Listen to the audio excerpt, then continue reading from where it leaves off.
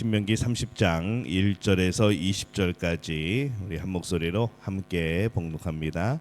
내가 내게 진술한 모든 복과 저주가 내게 임함으로 내가 내 하나님 여호와로부터 쫓겨간 모든 나라 가운데에서 이 일이 마음에서 기억이 나거든.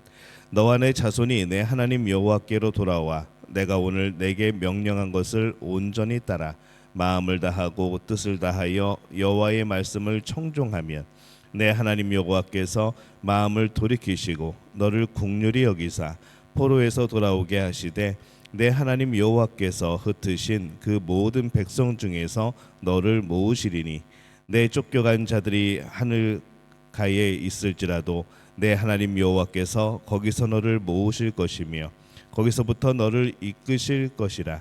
내 하나님 여호와께서 너를 내 조상들이 차지한 땅으로 돌아오게 하사 내게 다시 그것을 차지하게 하실 것이며 여호와께서 또 내게 선을 행하사 너를 내 조상들보다 더 번성하게 하실 것이며 내 하나님 여호와께서 내 마음과 내 자손의 마음에 할례를 베푸사 너로 마음을 다하며 뜻을 다하여 내 하나님 여호와를 사랑하게 하사 너로 생명을 얻게 하실 것이며 내 하나님 여호와께서 내 적군과 너를 미워하고 핍박하던 자에게 이 모든 저주를 내리게 하시리니 너는 돌아와 다시 여호와의 말씀을 청종하고 내가 오늘 내게 명령하는 그 모든 명령을 행할 것이라.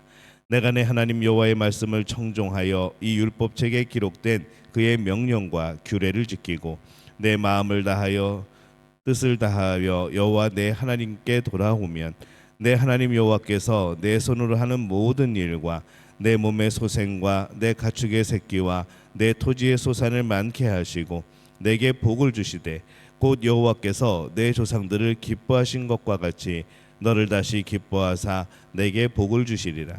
내가 오늘 내게 명령한 이 명령은 내게 어려운 것도 아니요 먼 것도 아니라 하늘에 있는 것이 아니니 내가 이르기를 누가 우리를 위하여 하늘에 올라가 그의 명령을 우리에게로 가지고 와서 우리에게 들려 행하게 하리야 할 것이 아니요 이것이 바다 밖에 있는 것이 아니니 내가 이르기를 누가 우리를 위하여 바다를 건너가서 그의 명령을 우리에게로 가지고 와서 우리에게 들려 행하게 하리야 할 것도 아니라 오직 그 말씀이 내게 매우 가까워서 내 입에 있으며 내 마음에 있은즉 내가 이를 행할 수 있으리라. 보라, 내가 오늘 생명과 복과 사망과 화를 내 앞에 두었나니 곧 내가 오늘 내게 명령하여 내 하나님 여호와를 사랑하고 그 모든 길로 행하며 그의 명령과 규례와 법도를 지키라 하는 것이라.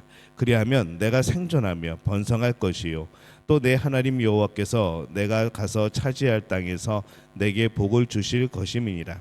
그러나 내가 만일 마음을 돌이켜 듣지 아니하고 유혹을 받아 다른 신들에게 절하고 그를 섬기면 내가 오늘 너희에게 선언하노니 너희가 반드시 망할 것이라. 너희가 요단을 건너가서 차지할 땅에서 너희의 날이 길지 못할 것이니라. 내가 오늘 하늘과 땅을 불러 너희에게 증거를 삼노라.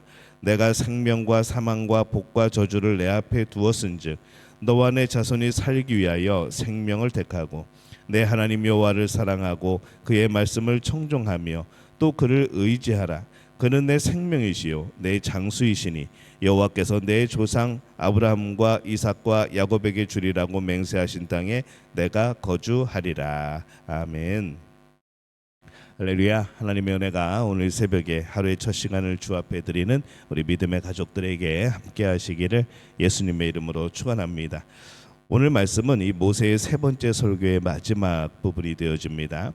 31장부터 34장까지는 이제 후계자를 세우는 그러한 내용이 나옵니다. 그래서 오늘 본문이 이제 사실상으로는 모든 설교의 결론 역할을 합니다. 말씀을 지켜야 하지만 우리가 그렇지 못할 때가 있죠. 그것이 우리가 지금까지 살아온 또 우리가 대대로 내려온 그런 선택으로 인한 것이든지 아니면 내 자신의 때에 선택한 것이든지에 따라서 그럴 때가 있습니다. 말씀을 지키지 못함으로 인하여서 모든 것이 무너진 자리에서 과연 그들이 해야 될 것이 무엇일까 고민을 해봅니다. 말씀을 어겨서 무너진 것이기 때문에 바로 아무런 희망이 없어 보이는 그때 해야 되는 일이 무엇인가? 오늘 말씀에는 1절과 2절에 이렇게 말씀을 합니다. 내가 내게 진술한 모든 복과 저주가 내게 임함으로 내가 내 하나님 여호와로부터 쫓겨간 모든 나라 가운데서 이 일이 마음에서 기억이 나거든 너와 내 자손이 내 하나님 여호와께로 돌아와 내가 오늘 내게 명령한 것을 온전히 따라 마음을 다하고 뜻을 다하여 여호와의 말씀을 청종하면 이렇게 말씀을 합니다. 그때 기억해야 될 것, 우리가 말씀을 어겨서 우리가 말씀을 따르지 못해서 우리가 여러 가지 어려움을 당하고 환난을 당하고 심판을 당할 때 우리가 그때 기억해야 될 것, 그것이 무엇인가 하면 소망이 있다는 겁니다. 하나님께로 돌아가는 것이 바로 우리가 기억해야 하는 것이죠. 하나님으로부터 떠남으로 재앙이 임하였다는 것을 아는 순간 이 돌아서야 합니다. 지체 없이 돌아와야 하는 것이죠. 지체 없이 돌아서서 다시 하나님 앞에 엎드려야 합니다. 말씀 앞에 엎드리는 겁니다. 이것은 반드시 기억을 해야 합니다. 복의 자리는 멀리 있는 것이 아니라 손만 닿으면, 손만 내밀면 닿는 그런 가까운 곳에 있다 말씀을 합니다. 11절과 12절에 보면은 내가 오늘 내게 명령한 이 명령은 내게 어려운 것도 아니요 먼 것도 아니라 하늘에 있는 것이 아니니 내가 이르기를 누가 우리를 위하여 하늘에 올라가 그의 명령을 우리에게로 가지고 와서 우리에게 들려 행하게 하리야 할 것이 아니요 이렇게 말씀을 합니다. 애쓰는 사람에게는 분명히 그 말씀이 의미보다 조금 더 순종하고 조금 더 깊이 알아갈 수 있을 겁니다. 우리 말씀에 대해서 애쓸 필요가 있는 것이죠. 더 알기 위해서 노력하고 우리의 마음을 다할 필요가 있는 겁니다. 그리고 이 하나님의 말씀은 하나님이 주시는 놀라운 복에 말씀에 순종함으로 주시는 복은 멀리 있는 것이 아니라고 말씀을 합니다. 불가능한 게 아니라는 것이죠. 우리가 이 말씀을 보면서 어떻게 인간이 완벽할 수 있어 라는 생각을 가지게 되고 또 그러므로 인해서 아예 시도도 하지 않고 그냥 말씀은 그렇지만 내 삶은 이렇게밖에 살 수 없다고 우리가 그렇게 생각하는 그런 포기가 없어야 됩니다. 다시 성경을 읽고 다시 하나님의 말씀을 알고 다시 하나님의 말씀으로 가까이 다가오고 그 말씀이 내 삶에 어떻게 적용이 되어질 것인가 우리가 고민하며 그 말씀에 애쓰는 그런 성도가 되어야 될 줄로 믿습니다. 손을 뻗어서 성경을 잡고 있으면 많은 부분을 알지 못하던 때보다 더 많이 알게 되어집니다. 성경에 이러한 내용도 있었네 라는 것을 알게 되어지고 하나님의 마음을 점점 알게 되어지고 그러면 우리 삶도 당연히 달라지게 되어지는 것이죠. 순종하는 것도 마찬가지입니다. 좁은 길이지만 그 길을 가는 것이 결코 그렇게 어렵기만 한 것은 아니라는 거죠. 그 안에는 행복이 있습니다. 그래서 시도하는 겁니다. 순종하는 것이 행복이기에 순종하면 기쁨이 있기에 순종하면 하나님이 도우시기에 행복한 거죠. 그래서 시도하게 되어지는 겁니다. 한 걸음씩 나아가야 되는 것이죠. 14절에 보면은 오직 그 말씀이 내게 매우 가까워서 내 입에 있으며 내 마음에 있은즉 내가 이를 행할 수 있느니라. 불가능한 명령을 하지 않으신다는 거죠. 하나님의 말씀은 우리가 지킬 만한 우리를 가장 잘 아시는 하나님께서 우리가 가장 거룩하게 되어지는 그런 모습을 바라보면서 우리에게 하신 말씀입니다. 그래서 그 말씀은 너무 우리에게 맞춰진 말씀입니다. 그리고 그 말씀은 우리 안에 있을 때에 기쁨이 되어지고 힘이 되어지고 우리를 이끄는 그런 인도자가 되어지는 것이죠. 모세는 지금 그가 전하는 말씀의 중요성을 이렇게 강조를 합니다. 15절에 보면은 보라 내가 오늘 생명과 복과 사망과 화를 내 앞에 두었나니 이렇게 말씀을 하죠. 생명과 번영 그리고 사망과 재앙 이것이 어디에 달려 있는가? 말씀을 읽고 순종하는 것에 달려 있다고 말씀을 합니다. 이것을 기억해야 됩니다. 우리가 말씀을 읽고 순종할 때 그것은 종교적인 차원이 아닙니다. 마음의 안정을 얻고 내 교양을 쌓는 차원이 아니라는 것이죠. 이 하나님의 말씀을 지키고 안 지키는 것은 우리의 생명과 복과 사망과 재앙을 가르는 중요한 문턱에 있는 것이라는 그런 의미입니다. 가장 중요한 영원한 생명과 영원한 죽음의 문제, 이 가장 심각한 문제 아니겠습니까? 또한 그것은 이 땅에서의 번영과 재앙도 그것에 의해서 결정된다라고 말씀을 합니다. 그러니 이 하나님의 자녀들에게 있어서 이 말씀을 읽는다는 것, 또 그 말씀에 대해서 순종한다는 것이 얼마나 중요한 것인가 우리는 기억하고 또 기억해야 되는 것이죠. 살다 보면 우리의 삶은 매우 다양할 겁니다. 이 말씀이 전해지고 한참 후에 이스라엘이 멸망할 때 그 후손들은 이 부모 세대의 죄 때문에 태어나 보니까 이방 나라의 포로로 끌려와 있고 이제 그런 어려움 속에 살아가고 있고 이렇게 되어진 것이죠.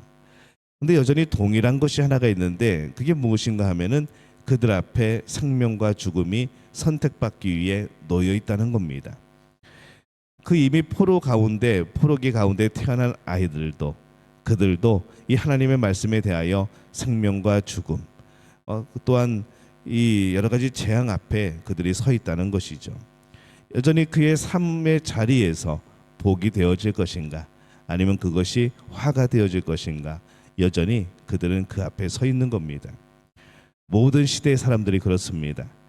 우리가 살아있는 동안에는 우리 앞에 늘 생명과 죽음이 동시에 선택을 기다립니다. 그러기에 우리가 환경을 탓하지 말고 우리 앞에 놓인 그 상황 속에서 생명을 선택하는 분들이 되어지시기를 바랍니다. 16절에 보면은 곧 내가 오늘 내게 명령하여 내 하나님 여호와를 사랑하고 그 모든 길로 행하며 그의 명령과 규례와 법도를 지키라 하는 것이라. 그리하면 내가 생존하며 번성할 것이요 또 내 하나님 여호와께서 내가 가서 차지할 땅에서 내게 복을 주실 것임이니라. 우리 앞에는 우리가 선택할 수 있는 생명과 번영이 있습니다. 그것을 선택해야 되는 것이죠. 그래서 우리는 하나님을 사랑하는 마음으로 말씀을 읽고 순종하는 일에 힘을 다하는 겁니다. 19절에서 20절입니다. 내가 오늘 하늘과 땅을 불러 너희에게 증거를 삼노라. 내가 생명과 사망과 복과 저주를 내 앞에 두었은즉 너와 내 조선이 살기 위하여 생명을 택하고 내 하나님 여호와를 사랑하고 그의 말씀을 청종하며 또 그를 의지하라. 그는 내 생명이시요 내 장수이시니 여호와께서 내 조상 아브라함과 이삭과 야곱에게 주리라고 맹세하신 땅에 내가 거주하리라. 우리 앞에 놓인 생명과 사망 중에 무엇을 선택하고 계십니까? 여러분 당장 말씀 앞으로 돌아오시기를 바랍니다. 말씀을 읽고 하나님의 마음을 알고 순종하시기를 바랍니다. 무너진 자리에서도 다시 일어설 수 있는 것을 오늘 말씀을 합니다. 무너졌다고 그냥 끝난 것이 아니라 다시 일어설 수 있다는 것이죠. 모든 시대의 모든 사람들 앞에 이 생명과 죽음의 선택이 놓여 있습니다. 우리는 무엇을 선택하겠습니까? 생명을 선택하는 것은 하나님을 사랑하고 말씀을 우리가 마음에 새기고 그 말씀에 따라 살아가고 하나님을 의지하는 겁니다. 세상에 마음 뺏기지 말고 오직 하나님께서 이끄시는 영광의 길을 갈 수 있는, 그래서 말씀에 우리가 집중하여 살아가는 그런 복된 삶이 되어지시기를 예수님의 이름으로 축원합니다.